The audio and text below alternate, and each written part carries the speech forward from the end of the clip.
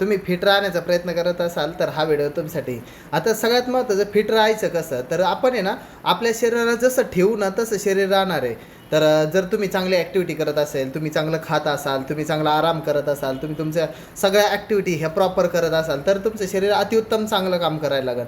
पण जर तुम्ही ह्या सगळ्या गोष्टी करत नाही, शरीराकडे लक्ष नाही आणि तुम्ही म्हणत असाल की मला वेळ नाही, मला हे करायला वेळ नाही, मला जिम जायला वेळ नाही, मला एक्सरसाइज करायला वेळ नाही, ग्राउंडवर जायला वेळ नाही, वॉक करायला वेळ नाही, जेवण करायला वेळ नाही किंवा चांगलं डाएट करण्याला वेळ नाही. चांगलं डाएट म्हणजे काय?